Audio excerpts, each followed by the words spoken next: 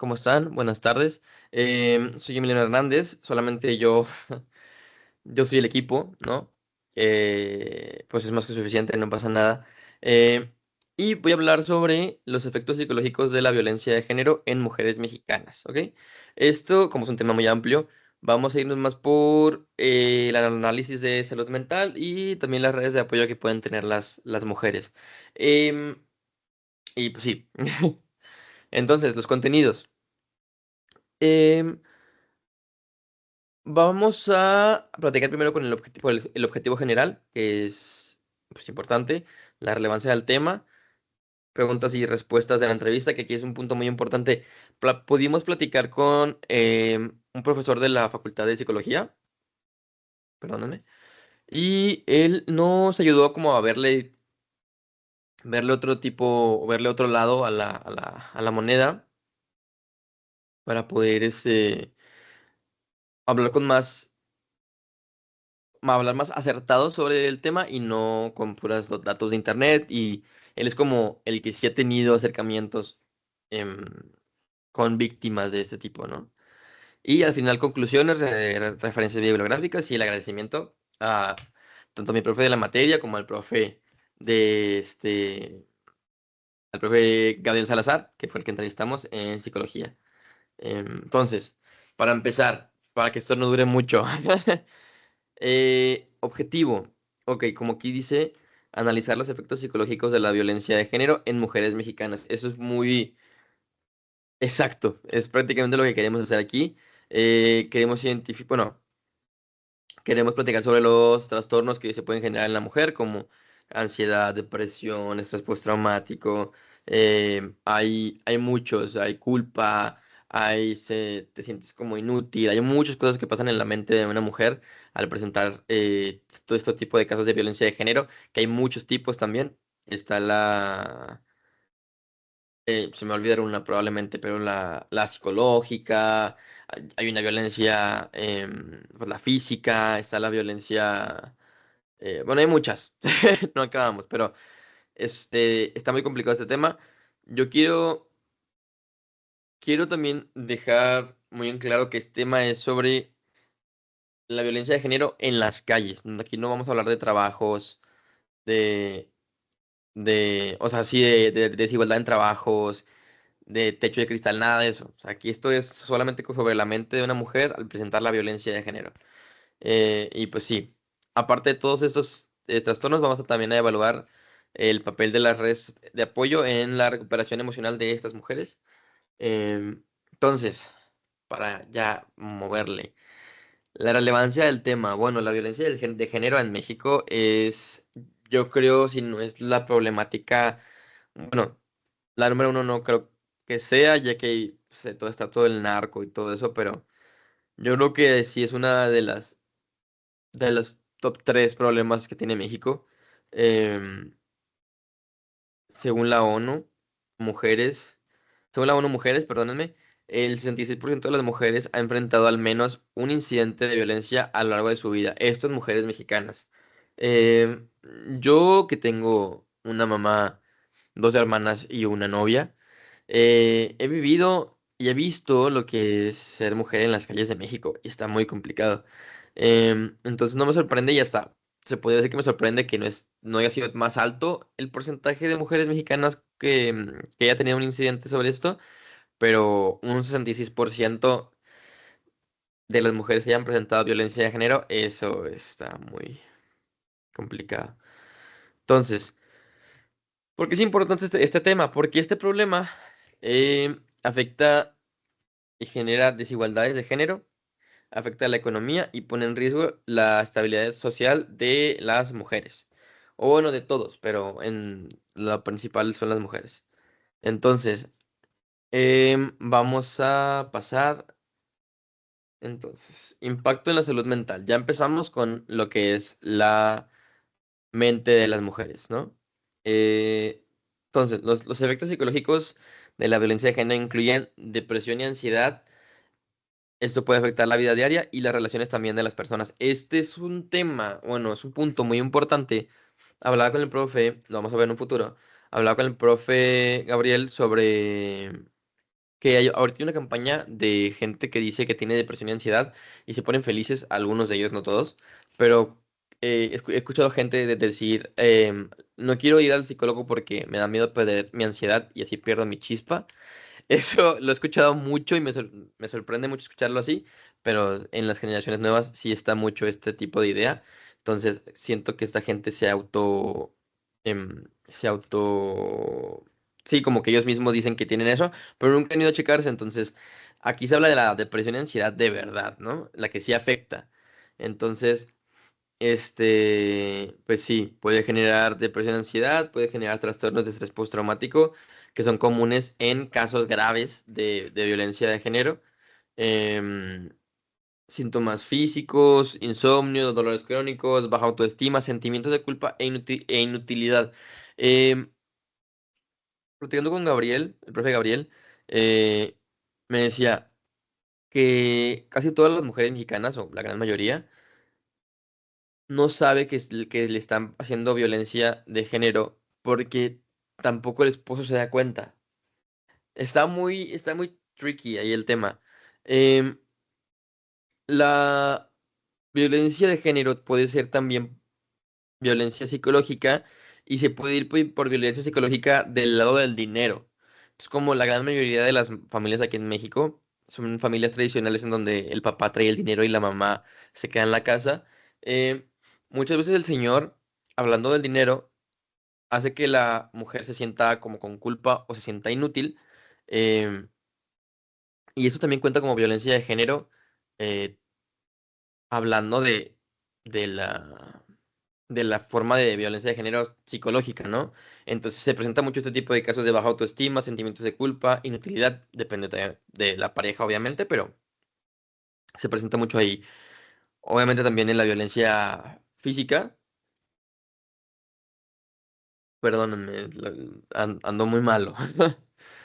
También se presenta mucho en la violencia física, ya que te genera ese sentimiento como de que tú no te puedes defender, como que tú no puedes estar afuera, y entonces eso te genera como esa baja autoestima, te genera ese sentimiento como de culpa de no haber sido capaz de defenderte. Está muy feo este tema. Bueno, metí datos relevantes de cada dispositivo, de cada diapositiva, em, en la parte de abajo. En este caso es el INEGI ha hecho que el 42% de las mujeres que enfrentan violencia doméstica presentan síntomas de ansiedad y depresión, como lo estaba comentando. Em, Casi siempre son síntomas que no nos damos cuenta que tenemos, pero ya cuando te dicen qué es, ya dices, ah, me suena, ¿no? Y también lo damos como muy normal, ¿no? Ah, que no pasa nada. Pues, y no. Entonces, solo el 20% de las mujeres que necesitan ayuda psicológica logran acceder al servicio adecuado. El tema de México y sus clínicas mentales y su variación en dinero, gente muy rica y gente muy pobre, la clase media prácticamente ya no existe. Entonces, cada vez hay menos gente con la posibilidad de darse ese acceso a un servicio adecuado para pues, arreglar sus problemas mentales, ¿no? Pero bueno, el impacto en los derechos humanos, ok. La violencia de género, como platicamos, es una violación grave de los derechos humanos. Limita el acceso de las mujeres a la seguridad, la igualdad y la libertad personal. Eso es muy importante. Tú imagínate no poder sentirte libre allá afuera y pensar que todos te pueden hacer algo. Es un sentimiento muy complicado y puedes sentirte inseguro, sentirte. Sí, no, siento que los hombres lo hemos experimentado obviamente también, pero son casos muy esporádicos, son casos en donde la delincuencia se pone muy fuerte, hay problemas más graves, entonces hay que imaginar cómo se sentían las mujeres que diario tienen que salir, irse en camión y sienten esa inseguridad muy fuerte, ¿no? Decía una amiga que ella siente que le respiran en la nuca cada que camina por la calle. Eh, Se me hizo algo exagerado al primer momento, pero ya después que lo piensas dices, no, pues sí, se entiende, ¿no? Eh, O sea, no se entiende que le hagan, sino se entiende que lo diga, porque pues sí es cierto. Entonces, en México, el aumento de feminicidios y la impunidad reflejan la urgencia de abordar esta problemática. Es por lo mismo que estamos platicando sobre este tema en este espacio que nos dio el profe. Entonces, datos relevantes. 10 mujeres son asesinadas diariamente en México. Esto es una, hay que checar la fecha, 2022. O sea, es mega reciente. 2 años tiene esto. Em, Hay que imaginarnos 10 mujeres al día, son 70 a la semana. 70 por 4 hay que hacer el cálculo. Ahorita no se me viene bien en la cabeza que son 320 mujeres al mes. ¿Sí, no? Sí. No manches. Es demasiado. Es demasiado, demasiado. No, no son 320. 300. Ya se me fue. Ya se me fue. Pero bueno, continuamos. Eh, entonces. Solo el 5% de los casos de violencia son denunciados formalmente. Platicaba conmigo el profesor que los sentimientos de culpa son muy grandes. Me decía, Nano, no sabes lo grave que es o lo complicado que es que una mujer quiera ir a denunciar a su esposo o a su novio o a un hombre que su jefe. Me decían, es demasiado complicado. Una, no confías en la seguridad que te proporciona México. Dos, no sabes qué pueda él hacer después. Tres, te sientes muy apenada, te sientes mucha culpa por no poderte defender tú sola. Me decía, es neta una presión que tienen en la cabeza y por eso es que nunca van y prefieren guardarse ese dolor para ellas mismas, ¿no? Pero bueno, vamos a hablar ahora sobre la afectación a la calidad de vida y salud mental. Ok, la violencia de género afecta profundamente la calidad de vida de las mujeres. Entonces, aquí están las que les mencionaba. Violencia de género física, son lesiones permanentes o discapacidades. Violencia de género económica, dependencia financiera y pérdida de empleo, es lo que platicábamos también. Y violencia de género emocional, baja autoestima, aislamiento y estrés postraumático. Entonces, todas están mal, obviamente. No hay una que sea más grave que otra. em, pero cuando hablamos de violencia, obviamente física, hablamos de vida o muerte. O sea, ya hablamos de temas más serios. Entonces, em, la que se presenta más en México también creo es la física y la económica. También la emocional. O sea, todo hay en México. Todo. Bueno, acaba de llegar mi familia a la casa, así que si suena un poquito de ruido, una disculpa. Pero no quiero cortar esta grabación para que sea lo más real posible. Entonces, impacto intergeneracional. Hay niños. Esto era un tema muy importante. Niños expuestos a entornos violentos presentan mayor riesgo de replicar o sufrir violencia en su vida adulta. Entonces, me decía Gabriel. Ese tipo de violencia y ese tipo de problemas mentales se pasan de generación en generación. Entonces, si es papá violento, mamá violentada, pasa a ser hijo violento y hija violentada. O sea, se van haciendo como ciclos en donde hay problemas. Déjame cerrar la puerta rápido.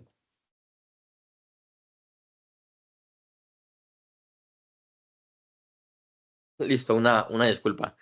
Se presentan ciclos que se van continuando, continuando, continuando y pues es nunca acabar.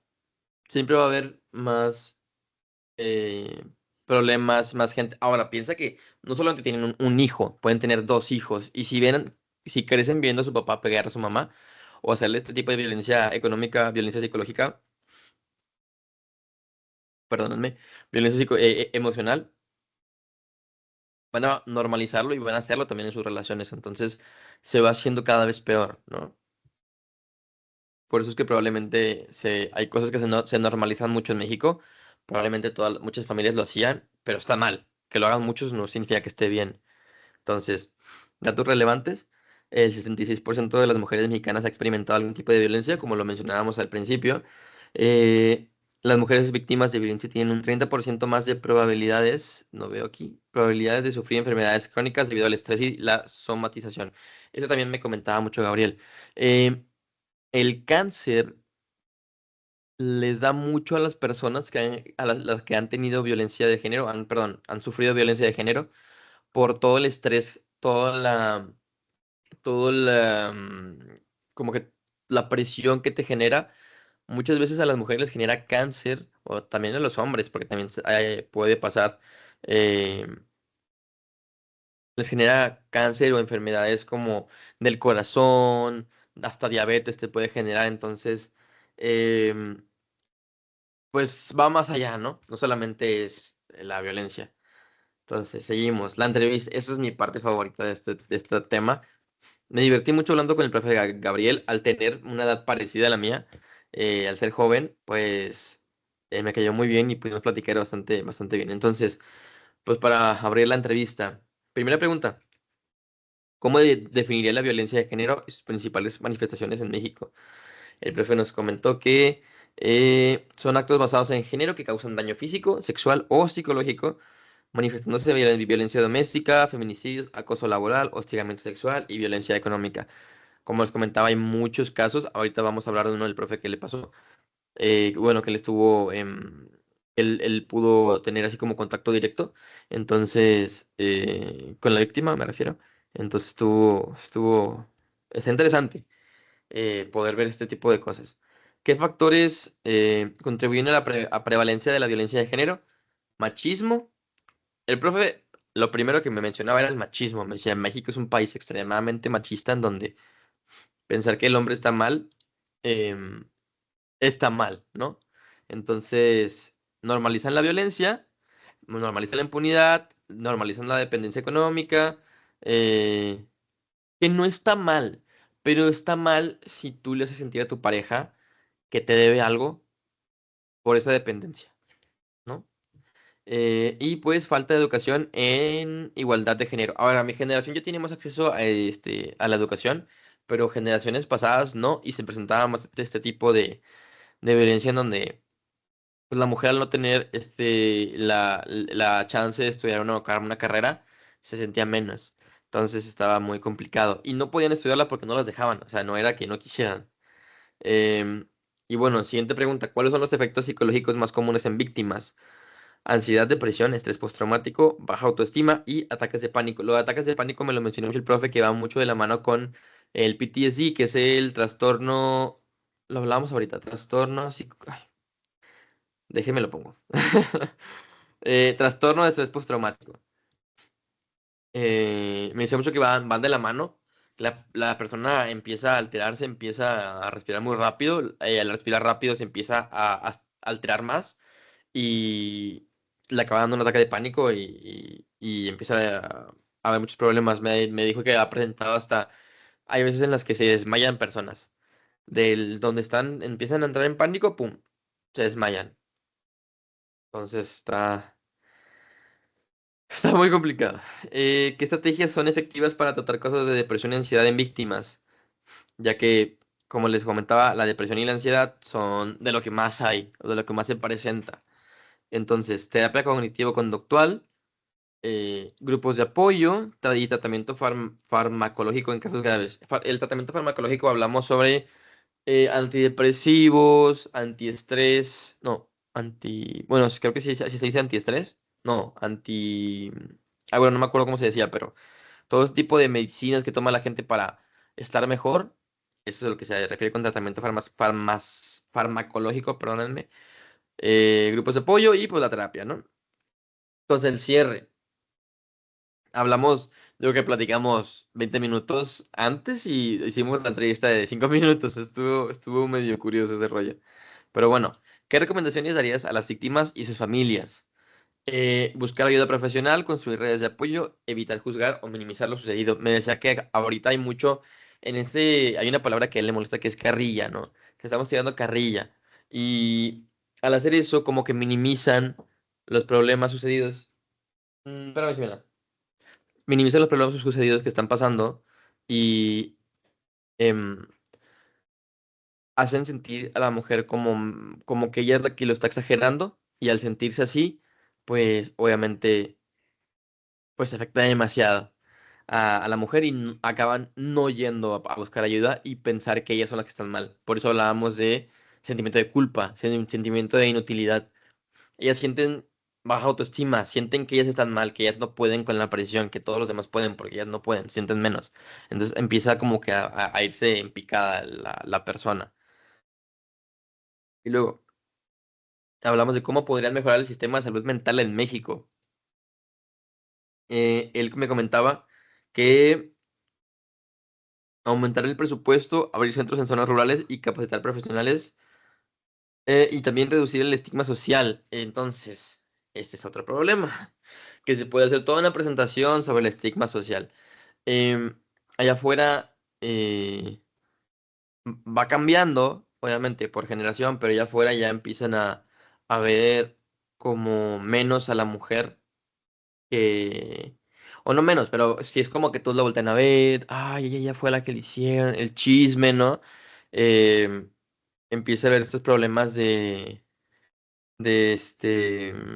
sí, como que dejarla como desnuda ante el público, ¿sabes?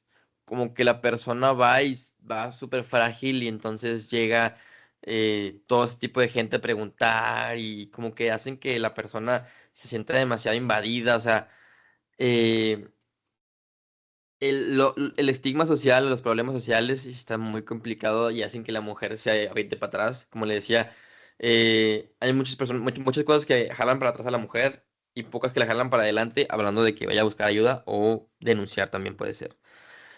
Los presupuestos, pues sabemos que han estado quitando presupuestos y los gastan en otras cosas, eh, que es para el pueblo. Pero bueno, este no es mi tema, podría hablar 2 horas sobre eso, pero este no es el tema de hoy.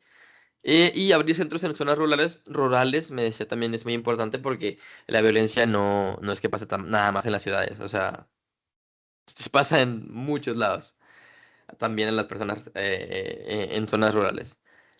Y bueno, al final, como la conclusión que fue todo el proyecto, yo la verdad que al investigar todo ese tipo de cosas y el hablar con el profesor Gabriel, me ayudaron mucho como que a ampliar mi forma de ver este tipo de este problema, esta problemática. Yo solamente había tenido el acercamiento mediante mi familia, que era pues lo que había experimentado mis hermanas, mi novia, gracias a Dios, no le pasó nada, pero mis hermanas, mi mamá, como que todos estos problemas que habían tenido. Eh, pero bueno, aquí plasmado. La violencia de género causa graves efectos psicológicos como depresión y estrés postraumático, eso nos quedó muy claro. Las redes de apoyo son clave, pero pueden ser insuficientes o incluso obstáculos, que es lo que platicamos del estigma social, de que hacen que la gente se sienta no segura, insegura, mejor dicho. Eh, es urgente mejorar los recursos disponibles y especialmente en zonas rurales, como les comentaba, también hay mucha violencia en zonas rurales y como no hay tanto foco, no tienen tanto acceso a redes, no tienen tanto acceso a algo cerca de ellos, se lo aguantan, tristemente. Y el caso de éxito del profesor Gabriel. Este caso de éxito estaba muy largo, entonces metí una parte solamente en el video. Aquí se los puedo platicar. Pero la intervención temprana en una adolescente de 16 años evitó la escalada de violencia y fomentó un cambio positivo tanto en la víctima como en el agresor. Esto trataba sobre dos alumnos de una prepa, que no me acuerdo cuál era, pero era una prepa, en donde trabajó el profe. Y me comentaba que el alumno molestaba mucho a la alumna, entonces tuvieron que platicar con el alumno y aquí empiezas a ver de que puedes intervenir justamente antes de que se genere un agresor y puedes intervenir justamente antes de que se genere una víctima. Entonces estuvo muy interesante cuando me lo platicó él. Obviamente él te platica detalles, te platica cómo se sintió, te platica muchas cosas muy importantes, pero sin problema después lo podemos llevar ahí a la clase. Mis referencias y pues el agradecimiento, obviamente agradecer al profesor de esta materia, que es el profe Juan José por su guía para el proyecto y el apoyo en su realización. También el agradecimiento al especialista entrevistado, que es el profe Gabriel, que su experiencia y conocimiento enriquecieron nuestro análisis. Y finalmente, gracias a quien ha dedicado su tiempo a atender esta problemática y todos los presentes por su atención. Muchas gracias. Que creo que solamente sea el profe, pero como quiera, muchas gracias, profe. Y bueno, mi correo por si tienen alguna duda, que hayan entrado en contacto. Y pues sí, eso sería todo mi problemática. No sé si me expliqué muy bien, yo espero que sí. Este, Y pues sí, muchas gracias, profe, y lo veo después.